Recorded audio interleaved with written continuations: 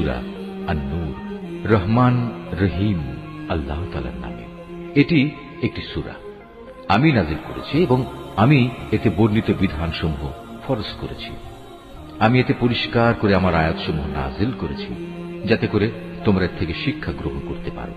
এই বিধানসমূহের একটি হচ্ছে ব্যভিচারিণী নারী ও ব্যভিচারী পুরুষ সংক্রান্ত বিধানটি। এদের ব্যাপারে আদেশ হচ্ছে তাদের প্রত্যেককে তোমরা 100টি করে বেত্রাঘাত করবে। আল্লাহর দ্বীনের আদেশ প্রয়োগের ব্যাপারে ওদের প্রতি কোন রকম দয়া যেন তোমাদের মনে না আসে।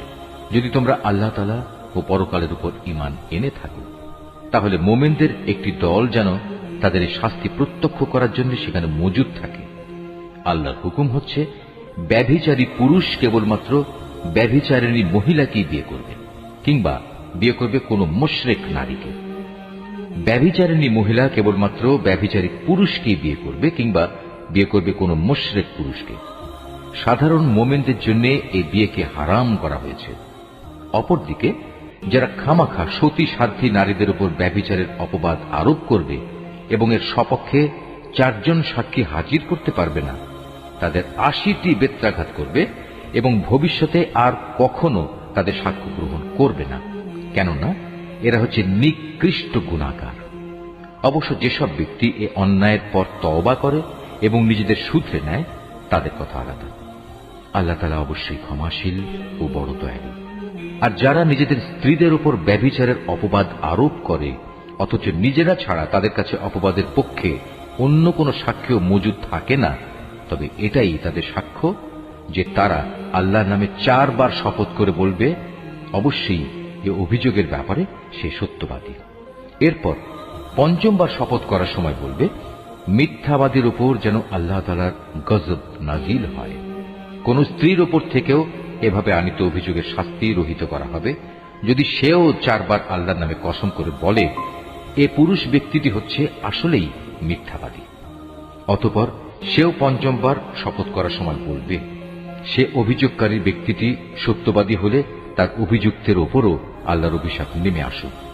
হে মোমেনরা, যদি তোমাদের উপর আল্লাহ তাআলার অনুগ্রহ ও তার দয়া না থাকত, তাহলে তোমরা এসব নীতিমালা থেকে মাহরুম থেকে যেতে। অবশ্যই আল্লাহ তাআলা হচ্ছেন মহান তওবা গ্রহণকারী এবং প্রবল প্রজ্ঞাময়। যারা এই নবী পরিবার সম্পর্কে মিথ্যা অপবাদ নিয়ে এসেছে, তারা তো ছিল তোমাদের একটি ক্ষুদ্র দল। এই বিষয়টি তোমরা তোমাদের জন্য খারাপ ভেবো না, বরং তা হবে তোমাদের জন্য একান্ত কল্যাণকর। এদের মধ্যে প্রতিটি ব্যক্তি যে যতটুকু গুনাহ করেছে সে ততটুকুই তার ফল পাবে। আর তাদের মধ্যে যে সবচেয়ে বেশি এ কাজে অংশগ্রহণ করেছে তার জন্য আযাবও বেশি রয়েছে। যদি এই মিথ্যা ঘটনাটি শোনার পর মোমেন পুরুষ ও মোমেন নারীরা নিজেদের ব্যাপারে একটা ভালো ধারণা পোষণ করত, কত ভালো হতো যদি তারা একথা বলতো, এটা হচ্ছে এক নির্জল অপবাদ মাত্র। যারা অপবাদ রটালো তারাই বা কেন এ ব্যাপারে 4 জন সাক্ষী হাজির করল না? যেহেতু তারা প্রয়োজনে 4 জন সাক্ষী হাজির করতে পারেনি, তাই আল্লাহ তাআলার আইনের কাছে তারাই হচ্ছে মিথ্যাবাদী। হে মোমেনরা, যদি দুনিয়া ও আখিরাতে তোমাদের উপর আল্লাহ তাআলার দয়া ও অনুগ্রহ না থাকত, তাহলে একজন নবী পত্নীর যে বিষয়টি তোমরা চর্চা করছিলে তার জন্য একটি বড় ধরনের আযাব এসে তোমাদের স্পর্শ করত। তোমরা এই মিথ্যাকে নিজেদের মুখে মুখে প্রচার করছিলে, নিজেদের মুখ দিয়ে এমন সব কথা বলে যাচ্ছিলে যে ব্যাপারে তোমাদের কোনো কিছু জানা ছিল না।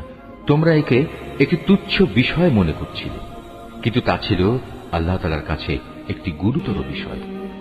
তোমরা যখন ব্যাপারটা শুনলে তখন সাথে সাথে কেন বললে না, আমাদের এটা মোটেই সাজে না যে আমরা এই ব্যাপারে কোনো কথা বলবো? আল্লাহ তাআলা অনেক পবিত্র, অনেক মহান। সত্যি এ ছিল এক গুরুতর অপবাদ।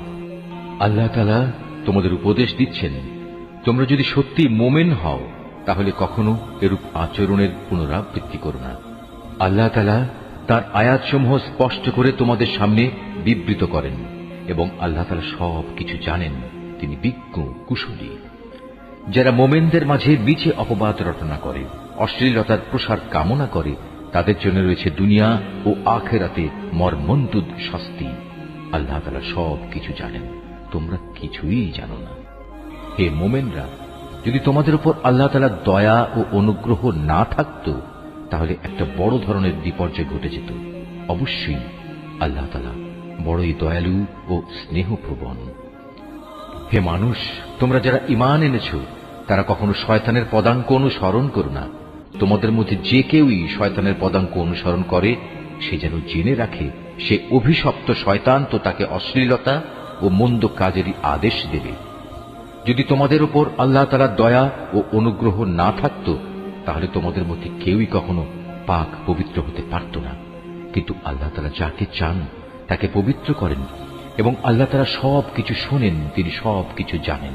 তোমাদের মধ্যে যারা দ্বীনি মর্যাদা ও পার্থিব ঐশ্বর্যের অধিকারী তারা যেন কখনো এ মর্মে শপথ না করে যে তারা তাদের গরিব আত্মীয় স্বজন, অভাবগ্রস্ত এবং যারা আল্লাহ তাআলার রাস্তায় হিজরত করেছে তাদের কোন রকম সাহায্য করবে না।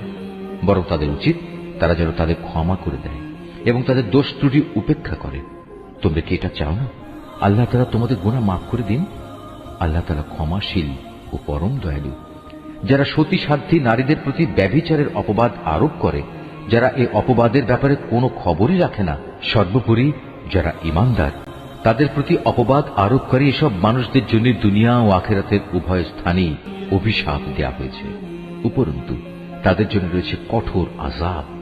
সেদিন তাদের কৃতকর্ম সম্বন্ধে স্বয়ং তাদের জিহ্বাসমূহ, তাদের হাতগুলো ও তাদের পাগুলো তাদের বিরুদ্ধে সাক্ষ্য দেবে। সেদিন আল্লাহ তাআলা তাদের যথার্থ প্রাপ্য পুরোপুরি আদায় করে দেবেন এবং তারা জেনে নেবে আল্লাহ তাআলাই হচ্ছেন সুস্পষ্ট সত্য।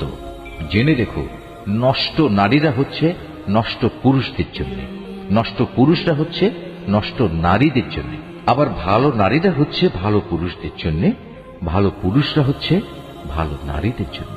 মুনাফিক লোকেরা এ ভালো মানুষগুলো সম্পর্কে যা কিছু বলে তারা তা থেকে পাক পবিত্র। আখিরাতে এদের জন্য রয়েছে ক্ষমা ও সম্মানজনক রিজিক।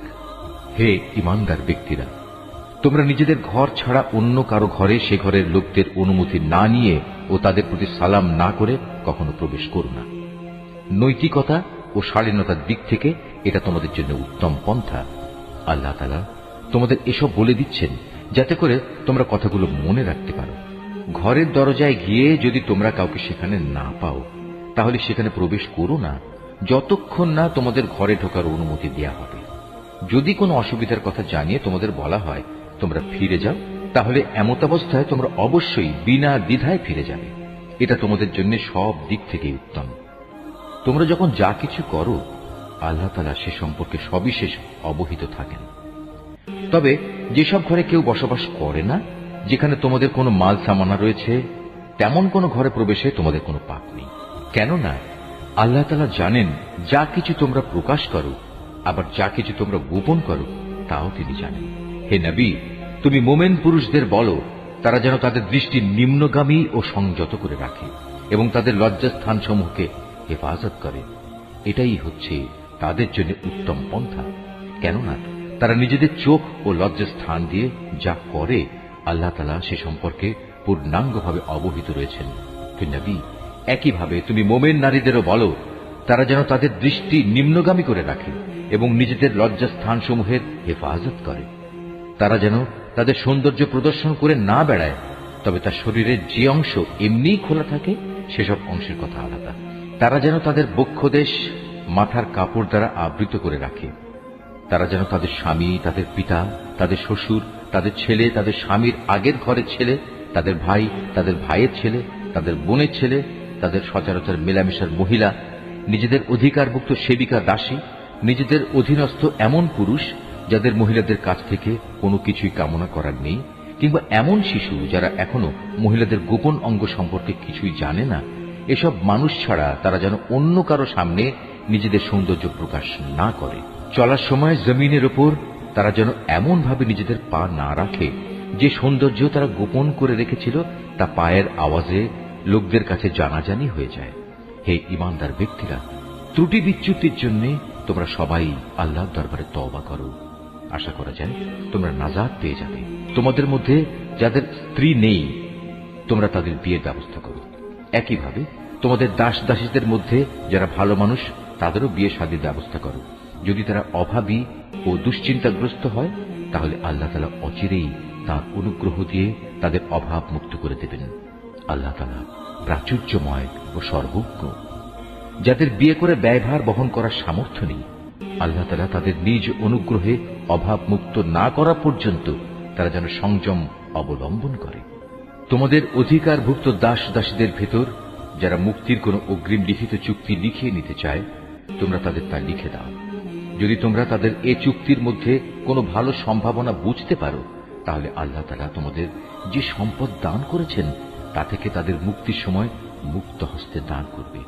তোমাদের অধীনস্থ দাসীদের যারা সতীসাধ্যী থাকতে চায়, নিছক পার্থিব ধন সম্পদের আশায় কখনো তাদের ব্যভিচারের জন্য বাধ্য করো না। যদি তোমাদের কেউ তাদের এ ব্যাপারে বাধ্য করে, তাহলে তারা যেন আল্লাহ তাআলার কাছে ক্ষমা প্রার্থনা করে, কারণ তাদের এ বাধ্য করার পরেও তওবাকারীদের প্রতি আল্লাহ তাআলা হামেশাই ক্ষমাশীল ও পরম দয়ালু। হে মুমিনরা,